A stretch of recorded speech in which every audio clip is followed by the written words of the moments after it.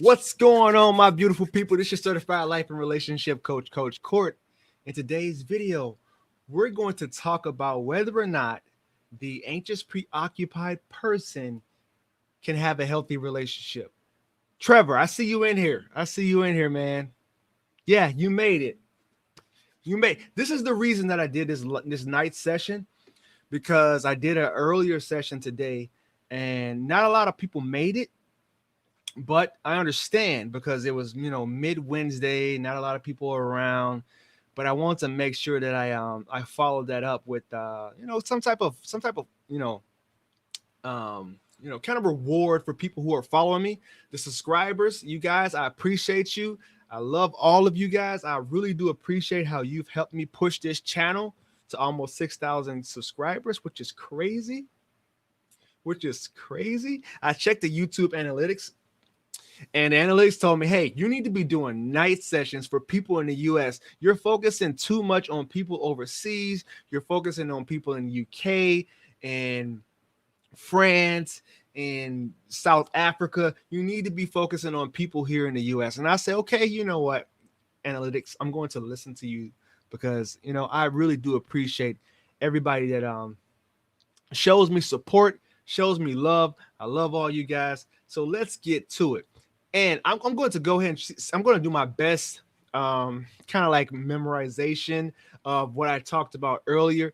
What I talked about earlier is pause. If you haven't joined the membership program, I just updated my website. It's $27 a month.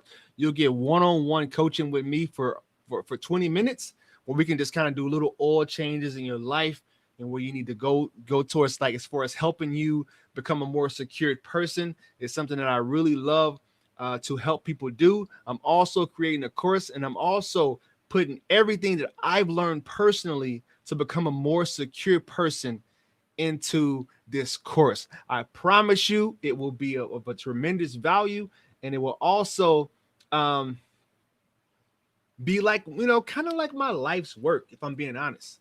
So we're gonna go ahead and roll with the book here too. If you haven't gotten my book, it's $4.99. It's on Amazon. All of that is in the link in the description below. Let's get to it. Can an anxious, preoccupied person be in a healthy relationship? Absolutely. And the reason that I say that is because it takes a person. I've been in it. I've lived it. I've helped clients live their healthy relationships as well, help them make their relationship as healthy as they can have it. You can be in a healthy relationship, and what it takes is a person who understands you, a person who gets where you're coming from. I'll go ahead, join my YouTube membership for 70% off coaching. All right, 70% off coaching. I'm not kidding. I charge. If you've been to my website, you know how much I charge. But if you join my membership program, you will get 70% off. If you're joining through YouTube, you will get 70% off the coaching sessions every month. You'll get 20 minutes with me. And like I said before, we can do little oil changes in your life. Comments. Sorry, I'm trying to catch up with you guys. I made it to the live stream. Yes, sir. Trevor, you my boy. You already know. We come from the same cloth. We come from the same area. So great subject to talk about. I know all about this one. It's still 2 a.m. here. Glenn is one of my admins here on YouTube. This man definitely helps me out. Your new book is out. Congrats. This book has been out for a while now, Paris. Listen, it's been out for like 2 years, if I'm being honest. It's been out for 2 years, but I'm pushing my newest book. Like, listen, that's what we used to do in high school. People used to say, we used to joke around, like, man, did you do that? Already know. My new book is going. You already have this one book. Yeah, Paris, you already have this book. You already read it. You already gave me a good review, and I appreciate you for that.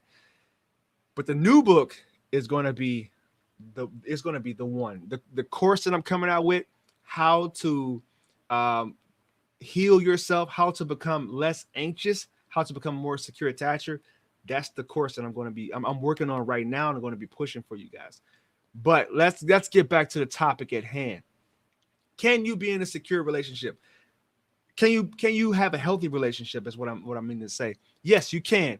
And it takes somebody that is going to be patient with you, somebody that's going to be understanding with you, somebody that takes the time to learn who you are, learn what makes you tick. The thing about the anxious attachment people, if you're all in here, Paris, I know you're not an anxious attacher, so exclude yourself. The people who are the anxious attachers, listen, we try to learn everything about our person. We really dilute ourselves to be with that person. And they don't do the same for us. But what can you do? We can be in a healthy relationship, but it takes the person that's going to meet us in the middle, that's going to meet us where we're at, that's going to understand us, that's not going to get frustrated with us, that's not going to shut us down and understand our protesting behaviors. I'm not saying that it's that they should put up with a bunch of different toxic behaviors. No. But if you love somebody, you're going to be there for them. You're going to understand them. If you want to go the distance, I said this earlier. If you're going to be in a 30-year relationship, you know, the ones that go to distance, which doesn't happen anymore because most marriages end 51% of divorce, you're going to do what you need to do to understand who that person is, learn the skills that you need to learn. When I went to counseling, I'm not trying to make this like a narcissistic type thing and talk about myself a whole lot, but when I was going to counseling, marriage counseling, and I was married, you know, the counselor told us, she said, it's not about trying to change the person. It's about learning the skills that you need to learn in order to make the relationships work. I'll say it again. It's not about changing who you are. It's about learning the skills that you need to learn in order to make the relationship work. Period. That's the way it's supposed to be. That's what love is. You go to relationships to give. It's not transactional. You go to relationships to give, to learn who that person is, to make their lives better. And there's a quote I read a long time ago. And the quote I said, where they at? But you're right, coach. So there's a quote I read a long time ago. Oh, I just lost it. Sorry. Lisa, you are throwing me off. A long time ago. Gee, what was the quote? Now you go to the relationship to give. It's kind of along the same lines of that. Yeah, you go to the relationship to give because it's about giving. You want to make that person's life better. And here's the quote. And it was along the lines of you know, taking care of yourself. And I think it was about fitness. When a person, like, you know, you get in the relationship, you learn, you gain the relationship 15 or whatever, and you kind of just let yourself go. And the quote goes, I'll take care of me for you if you take care of you for me. And that's what it's all about. I'll take care of me, which means I'll go to counseling. I'll learn to meet my own needs. I go to therapy.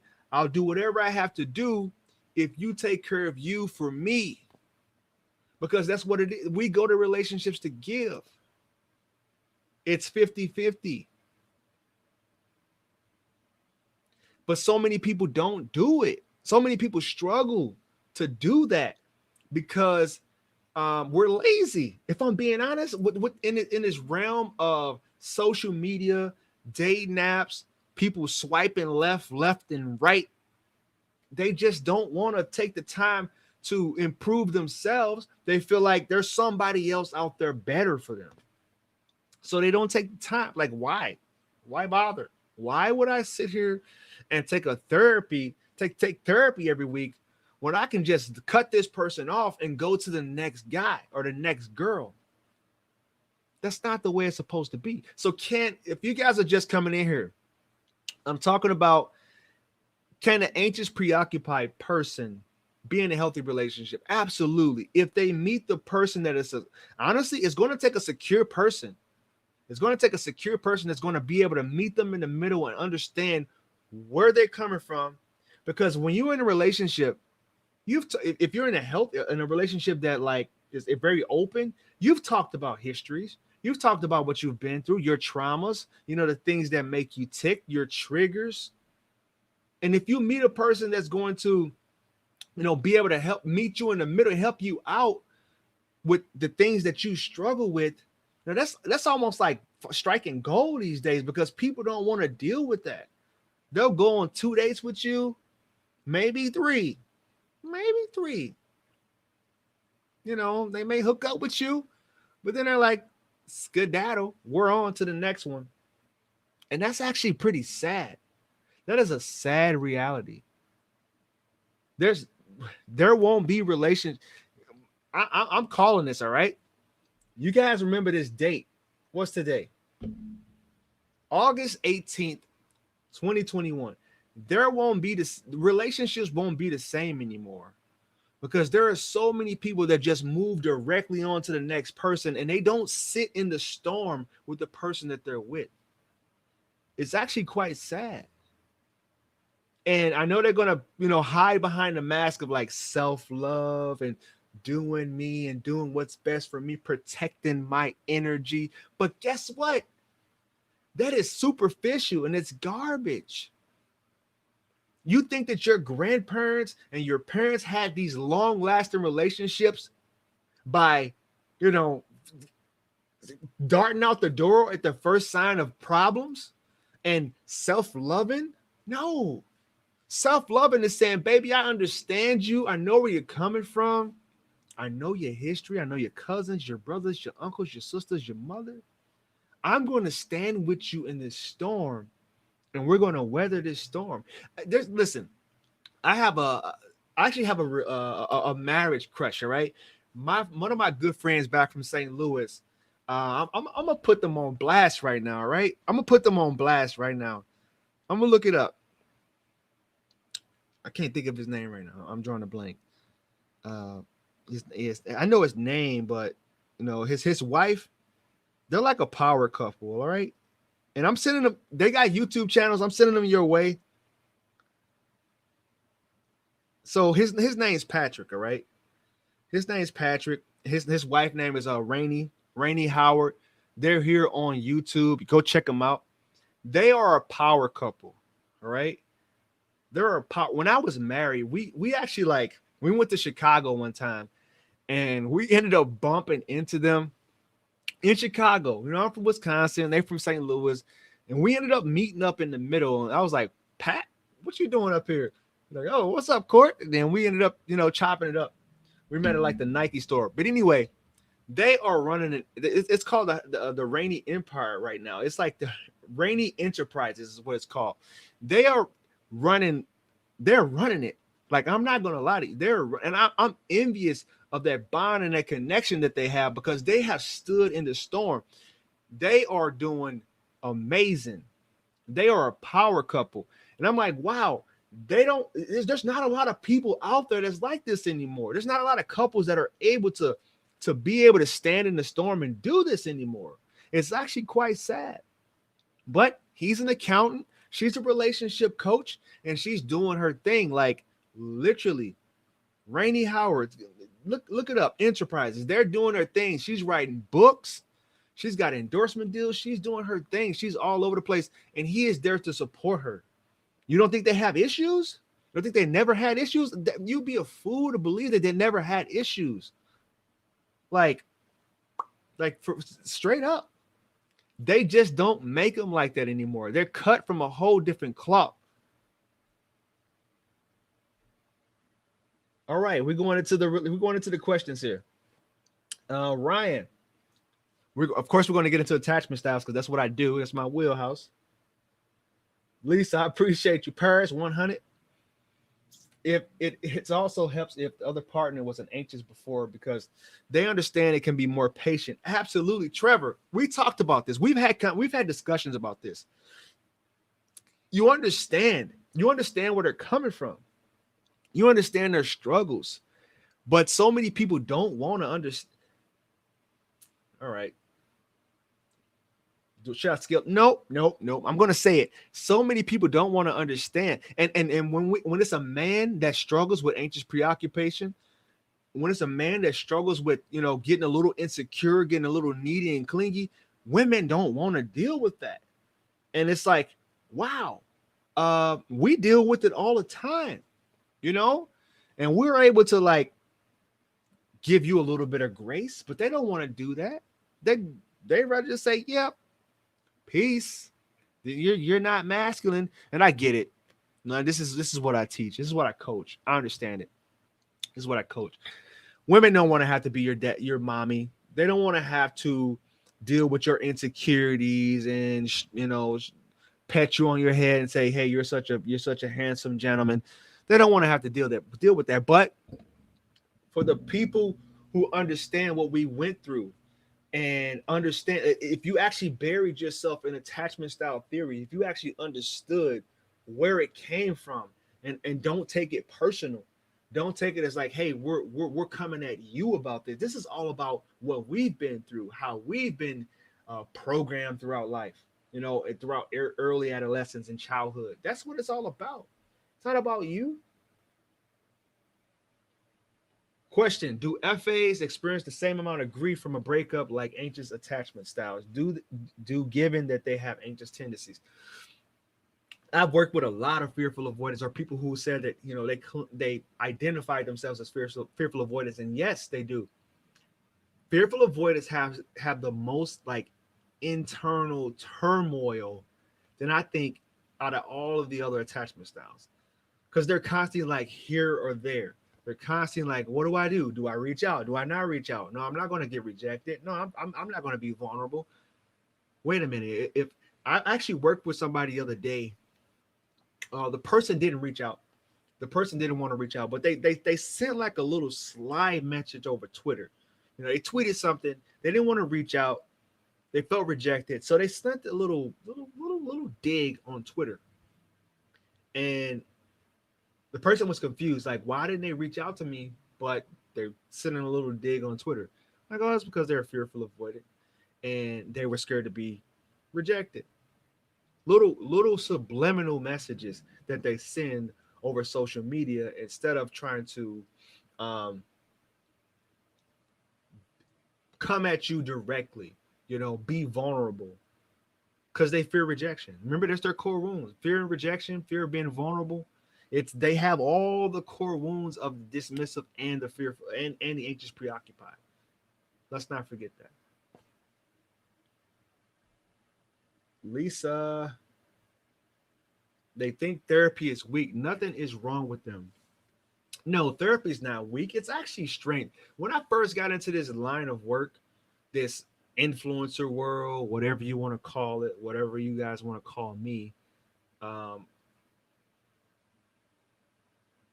it doesn't go well if I'm direct. Yeah, when I first got into this line of work, I understood that like I need to be vulnerable. I need to put myself out there, share my story.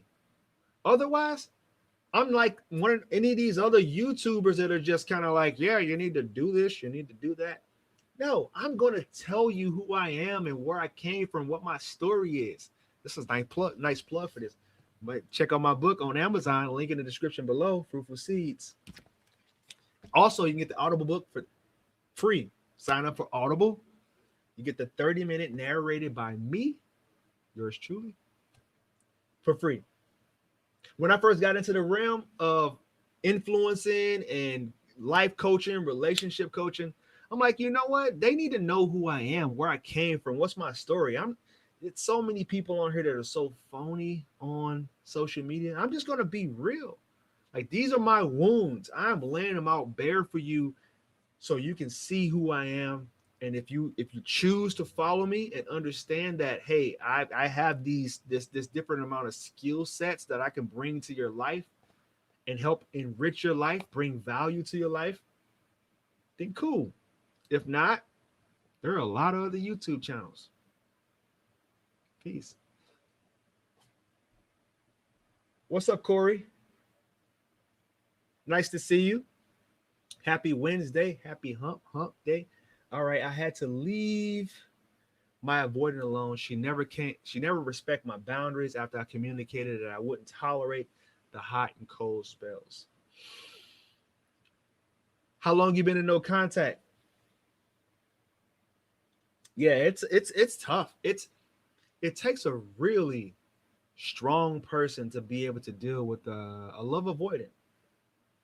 I'm not gonna lie to you. It takes a really strong, resilient, dare I say, low sense of self-worth person to deal with an avoidant person. And here's why I say that, all right? There is an abundance of people out there, 7.8 billion to almost be exact. I don't know what's going on with the situation across seas, but I don't know how many people are left. But there are a lot of people out there that you can go out and potentially date and potentially court or, get into a relationship with. But we choose that one person. We choose to stay with that one person because is there something about them that speaks to that inner child? I don't know what just happened. Speaks to that inner child in us that makes us feel like we're loved, we're secure, we're seen, we're heard by them only. And that's just not true. That's what love addiction is. You have that DRUG of choice. And we want that person. And we won't live life without that person. But it's just that dopamine rush that they give us. Happy Wednesday, Corey. We appreciate your realness, coach. Listen, that's all I can be is real. I lay it all out there. Because me laying it all out there let you guys know that you're not alone. You're not in this by yourself. Your boy has experienced heartbreak multiple times. And the mistakes that I made, I'm here to, guide you and steer you in a different direction. I was talking to a client last night. Real cool. Like, I like working with no offense to you women. I know because I have a lot of women clients, but I like working with my guys that are from, where I'm from. And we turn the camera off and we just keep it 100% real, right? We just keep it 100% real with you. And I just try to let them guys know, like, I've been where you're at. I know how it feels, and you're not weak for feeling this way. You're not weak. You may have some things that you need to heal within yourself. You may have to get yourself out of this scarcity mindset and understand that, this one-itis isn't real. There are multiple people out there that you'll connect with and you'll link with. One thing I learned about this whole journey is whenever you break up with somebody, it's always for the best. Because usually the next person that you meet is going to be somebody better. Somebody that you're going to vet a lot more rigidly than the person that you met before. This is why I tell people, hey, this is going back to Steve Harvey's Think Like a Man. I think I might have stole this from there, but it's true. You want to put people on 90-day probation. Now, I'm not saying, keep yourself like guarded with a chastity belt or whatever. But you find out who a person really is within the first 90 days. Their mask comes off. Right? They can't hide who they are for longer than 90 days. Most people do you a favor. They let you know who they are within the first month. I was talking to a client today and she was saying, it sucks on these dating apps because these guys, once you deny them once or twice, they go to the evil person. And I'm like, well, you better be grateful for that. They showed you who they were really quickly. It took you about 2 or 3 messages before you understood the PERVERT they were, or the not so nice person that they were. So that's awesome. That's, hey, love to see it. That's me all day. What's you all day? One thing about anxious preoccupied styles is they are super loyal to you, right? You know, anxious preoccupied people are loyal to a fault. We stay in relationships way longer than we should. There are red flags that are just popping up left and right. It's like construction. And we're thinking like, oh, we can get through that. And we're driving over all the rockiness. We're like, we can get through that. We can fix that. That's not a problem. I had an epiphany earlier. Shout out to the new Epiphany app that's going to be coming out pretty soon. Anyway, I had an epiphany earlier. You know, when you get into a certain line of work, okay, I'm gonna go back. I'm gonna go all the way back. When I was mentoring kids, I knew subconsciously, I had to bring it to the conscious mind, but subconsciously, I knew that the reason that I was mentoring these at-risk boys, because I had this thing inside of me that wanted to make sure that no other guys out here, no other young teenage boys would experience life without having a positive male role model. And that was part of the reason why I started my mentoring program. But I heard a theory about how we have the tendency to get into relationship as caregivers, as people who are nurturers, people who are anxious attachers, people who are empaths. We have the tendency to get into relationships with people who resemble our clients. So I didn't realize that I had the tendency to get into relationships with people who were technically at-risk youth, which is crazy. I look back and I'm like, that makes a whole lot of sense, because we want to help them. We want to save them. We want to rescue them, when most of the time they don't want to be rescued. That's just not who they are. But we have such a big heart, anxious, preoccupied people, and we stay in relationships for so long past the expiration date. I talk about this all the time. Every relationship has an expiration date.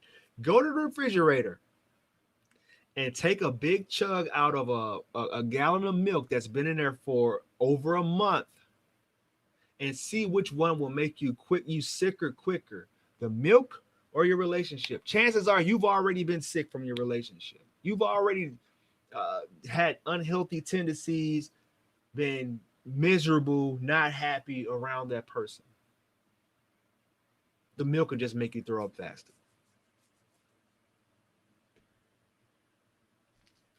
Trevor, why is the anxious preoccupied style always tend to go for the avoidant? I've seen lots of videos about. Did you know that most relationship dynamics, maybe at least 50%, are the anxious and avoidant dynamic? Your subconscious mind is responsible for 95% of the way you operate. This is why people do manifestation, people do affirmations, because they want to reprogram their subconscious mind. And what you think and what you feel about yourself down here, Napoleon Hill said, whatever the mind can conceive and believe, you can achieve. Right? So whatever the mind can conceive, that's your conscious mind. And believe, that's your subconscious mind. You can achieve. So if you're out here saying, all right, new year, new me, boo-boo, I'm going to do this and that, you can say that, but if your mind, if your subconscious mind is like, nope, we like our bad boys a little too much, we like eating Cheetos a little too much, we're not losing weight, you're not going to believe it. So you're missing that second step. Whatever the mind can conceive and believe, you can achieve. So if you're out here saying, I don't want to get into a relationship with somebody that was like my mom or somebody that was like my dad, you can say that all you want, but the subconscious mind is like, yeah, but bad boys feel good. Avoidance feel great because we get to chase after them. If you go get somebody that's anxious, you're not going to feel comfortable being with them because they just don't do it for you. Your subconscious mind is very powerful, which is why it's so important for you to reprogram that. This is where a lot of the reparenting yourself comes into play. Understanding your attachment style and bringing those subconscious things to the conscious front, like just understanding why you are doing some of the things that you're doing. People who struggle with that the most, I'm not going to lie, it's the fearful avoidant people. They struggle with that the most. Coming to that realization that they have some things that they really need to um, reprogram. They are diligent though. I'm not gonna lie. FAs are diligent about trying to get these things fixed, about trying to heal themselves and rewrite the narrative that they lived out throughout their whole entire lives. I'm FA, anxious. Woo, you are a mix, Corey. All right. You are a mix. Hey, if you guys want to give me super chats, hey, I'm all about it. If you guys want to give me tips for this live session tonight, I appreciate it. We're going on 31 minutes. Woo, woo. That's what I'm talking about. I'm an FA. Oh my God, yes, way too long. It's so stubborn to give up. Why is it so hard to get there? I think I'm about done with my DA. I just can't. I actually feel bad. I'm not strong enough to hang in. You don't owe it to anybody to stick around. All right, Corey. You don't owe it to anybody to stick around longer than you need to. Now, I'm not trying to sound like a hater or anything, but your mental health is very important. And here's where you run the risk of ruining your next relationship because you didn't get out of this situation.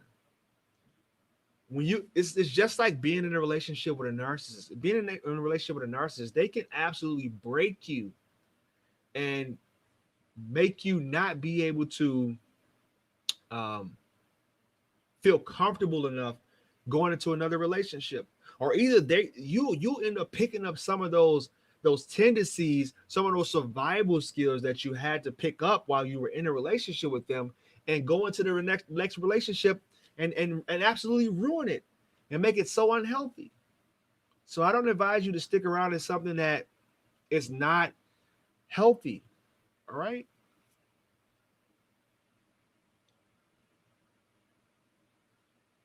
Your ring light looks cool in your glasses. Hey, I'm trying to do a nighttime special here. It's a late night real talk, like Paris just said. Glenn for the super chat. Always appreciate you, brother. 2 a.m. It's 2 a.m. over there, and he over here donating money to me. What is the deal? What did I do? How did I get so blessed to be able to have this platform, to be able to get here with you people? Oh, I know what I did. I got my heart broke a lot. And now I'm trying to prevent you guys from getting your heart broke just as much. So I guess I was the sacrificial lamb. And that's just it. I'm here to try to prevent you guys from making the same mistakes that I made. And I made a lot of mistakes. You guys don't understand. I made a lot of mistakes. I wish I didn't. I wish I had better mentors around to teach me how not to make these mistakes, but it is what it is.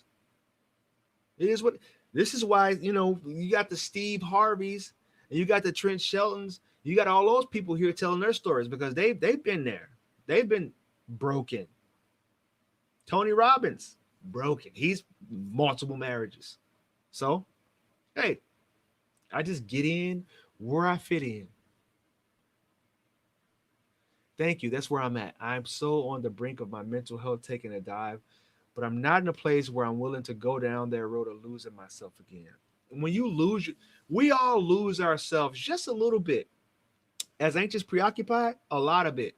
We all lose ourselves when we get in our relationships.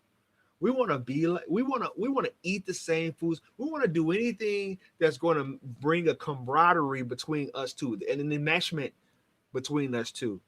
And it's quite sad because you don't really realize when it's happening. You just think like, oh, we got so much in common. We're so compatible. But what you're really doing is you're taking on their personality. you're hanging with their family, you're hanging with their friends, but you forget about everything that makes you you. So I get it. I've been there. Ding ding. All right, I'm pulling all these up when I see them. Thanks for sharing your wisdom, sir. Paris, look at you. Paris has been around for how long has it been, Paris? It's been a year. Just insane. It's been Paris, it's been a year. Can you believe that? Wow.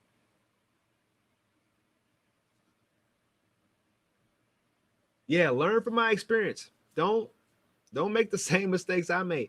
You learn I forgot what book I read, but they talked about that. You learn from a person's failures. I don't want to learn from somebody's success because I can't. Most of the time, you can't repeat that success, but you can repeat those failures. You can do the wrong thing over and over and over again, like them. So I think it's best that you learn from their failures. Like I'll never do that. All right, super chat. I'm gonna pull it up. Broke not no contact after 2 months. She's seeing a rebound in her building and all her place, building of all places. She says she wants to come back to me, but is afraid to get hurt again. Jerry, you got this thing in a bag. If she's still talking to you and she's in a rebound and she's saying these type of things, just sit back and be cool, ice cold, all right? Be cool, ice cold. Say, hey, baby, don't worry about it. Don't worry about it. I got some things I need to work on myself. I'm continuing to work on. I'm listening to Coach Court. Don't worry about it. You figure things out with that guy and just let me know when you change your mind. Let me know if we're able to move forward. And I don't want the same relationship anymore. I want a different relationship. I want a new relationship. I want to recreate what we had. I don't want to go back to that old unhealthy, toxic thing we had going on. So whenever you feel like, the rebound is, don't even mention him. Whenever you feel like you get yourself together over there, I'm here, and just know that I'm willing to show up better than I showed up last time and have a new relationship. Hope that helped, Jerry. Me too. Lots of heartbreak. I just got impatient with my ex-FA, and he suddenly ended it. How do you control the impatience when an avoidance starts to act inconsistent? That's $1 million question. It's so triggering when they're acting hot and cold, when they're here and they're there. They're playing the hokey pokey in relationship. They got one foot in and one foot out. It's tough. Like you have to have like patience of steel in order to endure that for a long duration. So honestly, if you guys are broken up, if you guys aren't together, talk to other people. That's what I would do. Just whatever, talk to other people. If this is what it is, I'm going to, do my own bit of deactivating, kind of sabotaging a little bit. I know it's easier said than done though, because if you've been with somebody so long and you're an anxious person, you don't see any, there's nobody else in your peripheral. So that probably was bad advice. But pull back and hang out with your family more, hang out with your friends more. Take space for you.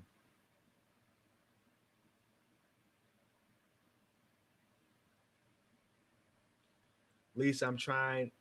It gets painful for us to. Way to go, Lisa. Wish you all the best.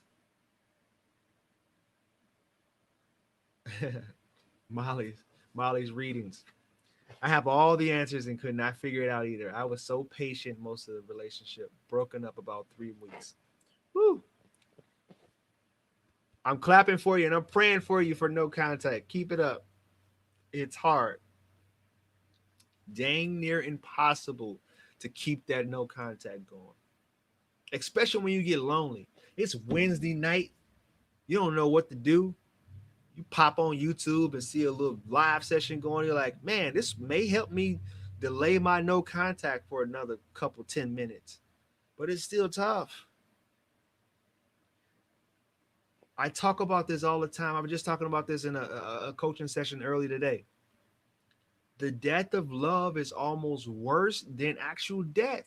And I know this is going to sound like some type of beta male type stuff, but I don't care. It's how I feel. The death of love is almost worse than actual death because that person can easily heal, stop your anxiety, be able, one text message can completely help you out. One text message can help you, heal you. And it's crazy that they just don't do it. If you regular death, that person's gone. You have to grieve it.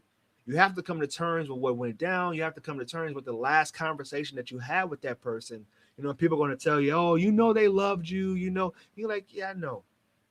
I got to come to terms with, we may have been arguing or whatever and had some disputes, but I got to come to terms with it. But when it comes to like a person and that person's still walking around Earth, they're seeing somebody else, then they can just reach out to you and say, hey, look, I'm sorry I hurt you and X, Y, Z, any of those things, and they don't do it. That stings. That like hurts a lot. Put a 1 in the chat if you agree. If you feel like the death of love is worse than actual death, put a 1 in the chat. When I was going through my divorce, I did a lot of research, of course, because I research everything. Anxious, preoccupied people. We research it all. And they said that, I put that in my book too. The death of love, marriage, they said marriage is the second worst trauma next to actual death. Sorry, I said marriage. A divorce is the second worst trauma, biggest trauma next to death. Talking to other people helps. Well, somebody confirmed it. I don't feel like a total, you know what? Does no contact always work like more than once or twice? You could probably get away with it once, but unfortunately, multiple breakups really dilutes the relationship, and it weakens the bond that you guys have with each other. Going back, and I don't want to be, sound egotistical or narcissistic or talk, make it all about me, but I heard from a counselor once that, if you even threaten to divorce somebody, that moment, the more that you say, hey, I'm going to get a divorce, it weakens your bond because it makes the other person not feel completely safe within the relationship. It makes them feel like, hey, at any moment when things aren't going well, you can abandon me. And it ruins the relationship.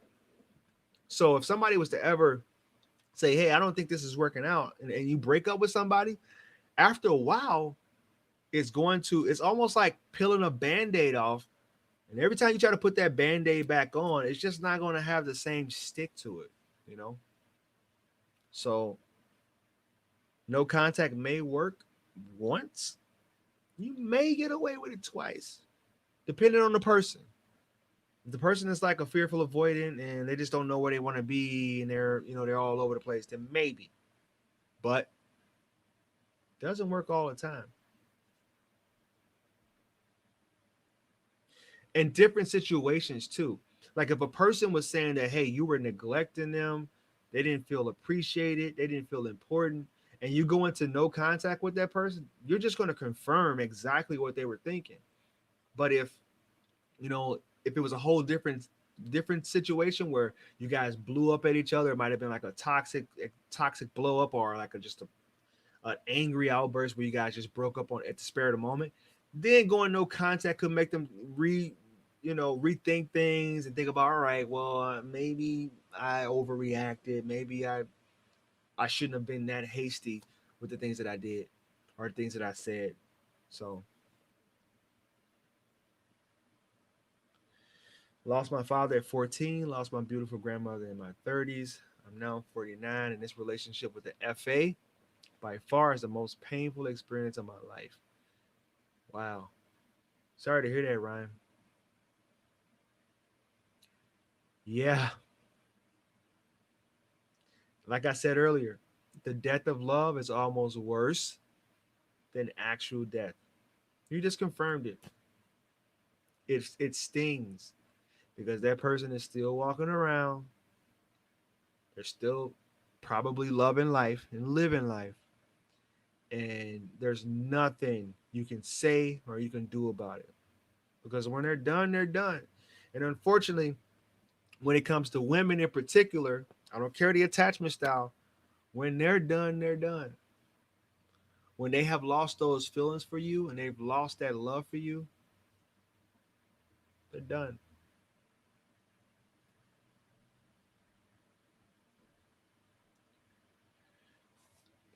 Agreed. Breakups and divorces are very difficult. His mother passed while we were together, and I tried to be there for him. Death like that is worse than a breakup, I say. Yeah,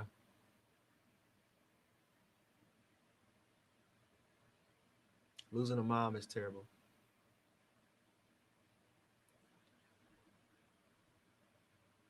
Look at all the support here in the chat. Look at that. I appreciate you guys. Hey, look, I talked about this earlier. I pushed my YouTube membership to my website. All right. Now you can go to my website and you can do the subscription from the website and get 20-minute coaching calls with me every month. For as long as you're a member, as long as you have the subscription, you get 20-minute coaching calls with me every month. We can talk one-on-one just like this via Zoom. Everybody will get the Zoom link. You know, if you have the subscription with me, and it's literally 50 to 70% off my normal coaching sessions. And I'm doing that because I understand that, hey, we're going back into another code. I don't want to say the word COVID lockdown, maybe, because I don't want them messing. I don't want the YouTubes messing with me. We're going into another deal, and I know how important it is to get the support. And I know how expensive therapy and stuff is. So I'm just here to try to help you guys the best way I can, do my due diligence, and serve my purpose. How does your parents' attachment style impact a person? Listen, the apple doesn't fall too far from the tree. I've learned that the hard way. You know, the apple doesn't fall too far from the tree. So if you had parents that were dismissive, that were anxious, that were narcissistic, that were any of these type of deals, there's a good chance that you'll pick up on those tendencies. And it like I said before, I don't know if you were here already, but there are a lot of um, things you pick up from your parents. The subconscious mind is responsible for 95% of the way you operate. So if you're a kid and you're living in your household, you may not even be conscious. You could be sleeping and pick up on the arguments and the things that were going on with your parents while you're asleep. This is why when I started this business, I would go to sleep and listen to stuff about coaching, manifestation, law of attraction, um, attachment style. I would go to sleep listening to that stuff. And that stuff, even though my conscious mind went to sleep, my subconscious mind was still awake. And I was still hearing those things. I was still retaining that information. So, yeah. What was the question here? Let me see. It does affect it. You can pick up on the way that your dad was operating. This is why I tell people don't stay together for the kids. If you're raising your kids in an environment that's unhealthy and that's toxic, You may want to separate that household. Having two healthy households is better than having one toxic one. And you want your kids to see somebody that's loving you, that appreciates you, and that's showing you, how relationships should be. Because if you don't, they're going to go out and find that same exact person later on in life. You know how people say, I'll never date somebody like my dad. And sure enough, 20 years, 25 years later, they're dating somebody exactly like your dad. Go figure.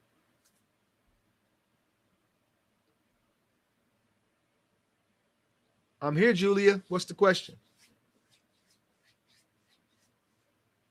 It's for the best. 100. You know, Paris. You know. We know, Paris. We're on this. We're vibing.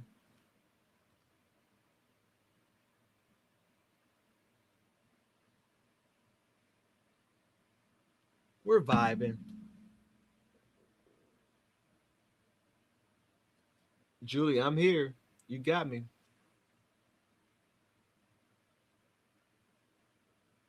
Thank you, everybody, for being here once again. Appreciate you. Appreciate you guys coming in and joining the live. Early, I did it at like I must have went live at. You remember Paris? You were on here. I think it was like 12 o'clock, 1 o'clock. What a bad decision. I was midday doing my thing. Didn't have any appointments. All right. Living with a DA for 7 months. Moved in with him, which I know you have said is big for DA. If they're giving you your space, if they're offering you your space, yeah, it's huge. But I also said, I don't know if you watch my other videos. One of the quickest ways to ruin a relationship with a dismissive avoidant is to move in with them. No matter how much they talk about, oh, it's okay, it's better for financially, it'll work out. You have to do it in the right way. You have to either like talking about a future and getting married, etc. You have to do it in a way where you both find a place that you can share, find a space that you both can share together. Because if you move into their place, if you move into their den, they don't realize it. I think they often bite off more than they can chew, but they often get very irritable and put, I guess, what would you call it? Um, Territorial about their space.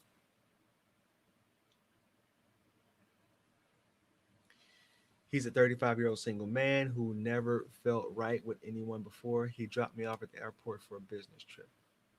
All right, so you got a nice little story here. I'm gonna try to follow. My ex said she lost feelings for me, but now she says someday she wants me again. I think she formed an emotional attachment before the breakup with the rebound. I wonder why they haven't committed. Well, they haven't committed because she's not quite sure where she stands with him. I don't know how long you guys were together, but chances are you've got more of an emotional history with her. So right now he's just a rebound until the relationship goes longer and they can make more memories. And I know it makes you cringe to think about that. But until they make more memories together and she can kind of overwrite the things that you guys did together and the memories that you guys made together, then it's just a rebound, you know? It's just it's a painkiller just to stop her from feeling those emotions right now.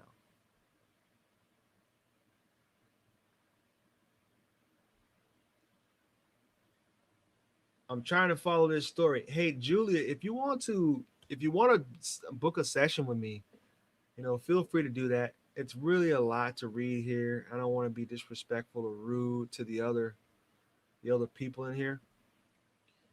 Never heard from him for 10 days, and then he dumped me via text saying he was worried about long distance, but I just started a new job for 1 year. Texted him saying I was coming back for him. So are you going back for him? Are you going to go back for him? Is the question. Because if you got a new job and you're focused on your career, how old are you?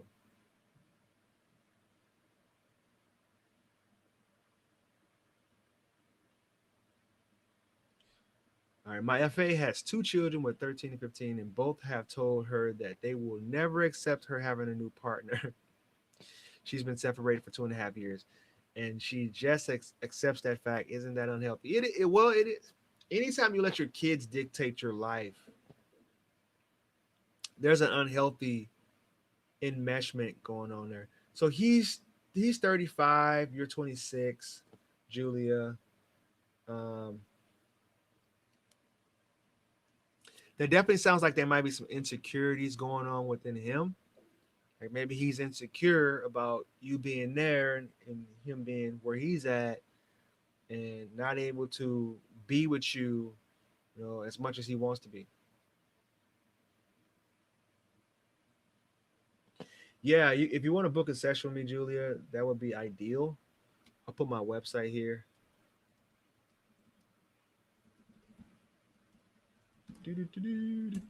Actually, unless I have a banner here. I don't know. I don't have a banner made.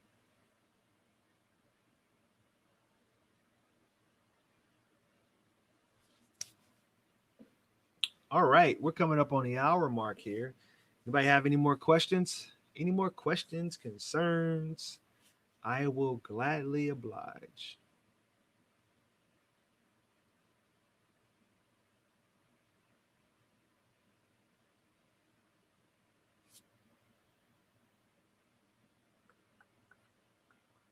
So we got Jerry, Julia,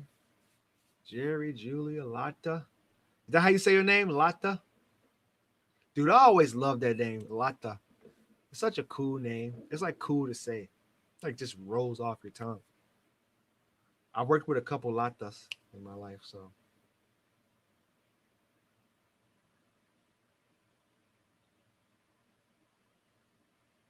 Wednesday night. Hope this was able to, add a little bit of pizzazz to your week, because I know it's Wednesdays are the hump days. I haven't worked for an employer for a while now, but I get it. Like you really want to look forward to something and have something to, kind of motivate you and boost you through the rest of the week. Lata. What's up, Clay Days? It's good to see you. Why do APs pull away? It's, if there are several reasons. They may have met somebody else. And I don't want to put that in your head, but they may have attached to somebody else, or they're protesting. They want you to chase them. They want you to show more interest in them. From the people that I've worked with, that was usually the reason as to why they pulled away from a person. It's a protest, or they have attached to somebody else that's meeting their needs. Don't want to put that on you, but glad I got to get Paris. See you later, lady. Is it selfish to block an avoidant number and email? Is it selfish? No. Is it petty? Maybe. But I don't whatever you have to do to heal, to get yourself to a better state mentally, I support it. And if blocking is something that you have to do, so you don't have to so you can't check their pages, you can't see anything coming through from them, then you got to do what you got to do. It's just frustrating because she connects drama with me and easy with him. Brother, we were together 10 years. There was majors up. There was major ups and downs. Listen, I'm gonna tell you one thing, man. Usually, it's just emotions, right? It's just I've been told that before. Everything about you is negative. Everything about you is drama. When like, if you're a good person, if you can stand firm in how you operated in a relationship and know that you weren't all drama, it's just their way of trying to justify them being in a rebound relationship. That's just it. They're just trying to justify what they're doing. And if you got to say that and make me feel like whatever so you can sleep better at night, so be it. But Jerry, let me ask you a question. Do you really want somebody that's going to make you feel that way? Because usually when somebody does that and they put all the blame on you and they try to project their hurt and pain on you, they're probably narcissistic. Because what people do that can take accountability, they will take accountability. They will say, hey, look, it wasn't working out with us and I found somebody else. I moved on to the next person. And right now, what she's trying to do is she's keeping you in the background. She's keeping you on the bench until she figures out what she wants to do with this guy. Sorry, but that's just what's happening. My favorite quote is, you can accept reality, you can ignore reality, but you can't ignore the consequences of ignoring reality. And the reality is she's trying to keep you around and give you little breadcrumbs and keep you single so you don't move on to somebody else, because then she doesn't have her play toy anymore. It's like the cat that has that ball of yarn that rolls under the couch. They don't want it until another cat goes under the couch and pulls it out. Like, don't be that ball of yarn. All right? Walk away. Let her know that you'll be okay being by yourself. 7.8 billion people. All right, Jerry? I'm talking to you, Jerry. Jerry Maguire. He said after I asked for space, my AP contacted his ex. All right, I definitely don't want to be petty. She keeps reaching out to me after no contact and doesn't understand how hurtful it is. You know, Ryan, let her know. Let her know. This is, I want to be respectful of you, but every time you reach out to me, it's delaying my healing process. And I feel like you're not being respectful. Like, if you broke up with me, let me process and deal with this breakup the best way I can.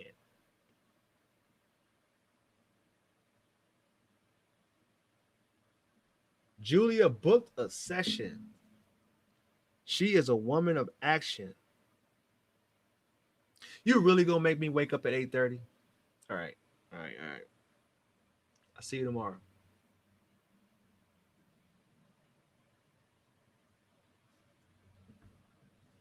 Well, I've heard her as well. I'm doing most of my work keeping her around. All right. Fair enough. Accountability. I like it. Let's get this sorted out.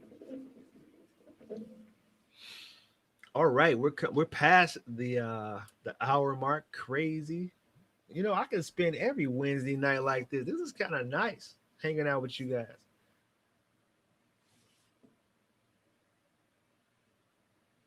All right, this is a good one here. My AP monkey branch into my DA brother. Whew. Edric, I'm sorry, man. That monkey branching stings like no other. It is. And she still wants to save our friendship. I'm an FA. I'm in no contact and dealing with the case at Kev. Look, man, you do not give her friendship. All right. Edric, I'm sorry, brother.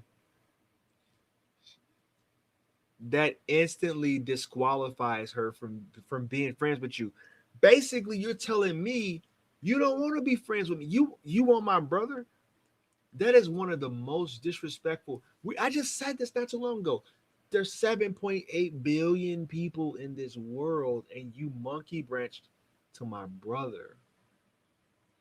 What is the relate? I'm not going. This isn't Jerry Springer, so I'm not going to get into it. But I like to know what's your relationship with your brother? Like, do you guys have a good relationship?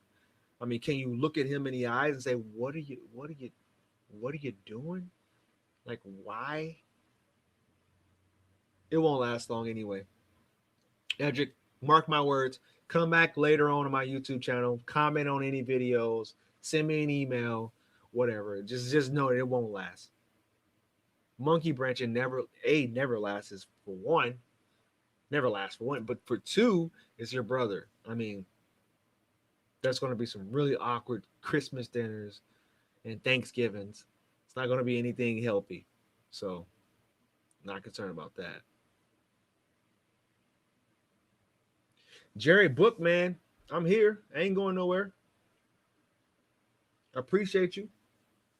Why do FAs always seem to offer friendship rather than just ending things and moving on? Um, I talked earlier about that internal turmoil. They're not quite sure what they want to do. Um, from what I know, this is a general rule. This isn't you know this isn't the law, but they don't typically want to end sever those ties with you because they don't really understand or comprehend what they want to do. Like they're constantly in their feelings and in their thoughts. The turmoil.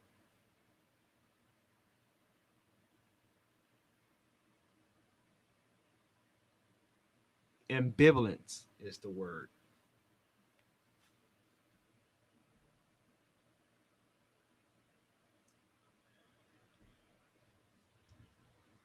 Wants friendship too, and he got mad when I wasn't reaching out to him after I moved on.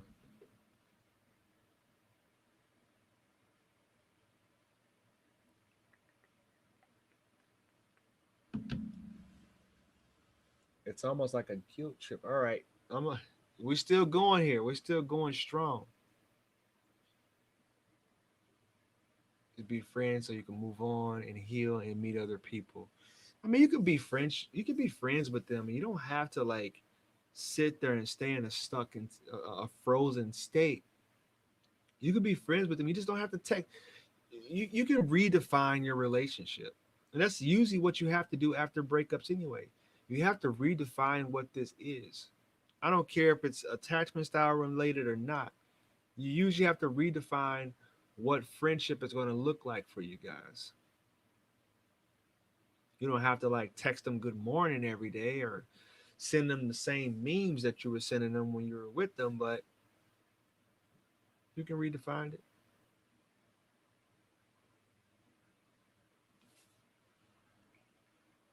All right, guys. I'm gonna end this chat. It's good to see you guys. Happy hump day. Let's say I wish it was Friday. Lata, it's good to see you. Ryan, Jerry, book a session if you want to book a session, brother. I'm here. I'm pushing all type of stuff, breaking my feet here. And I appreciate you guys. Edric, hope that helped out, man. See you tomorrow, Julia. Anybody else want to book a session? Website www.fruitfulseeds.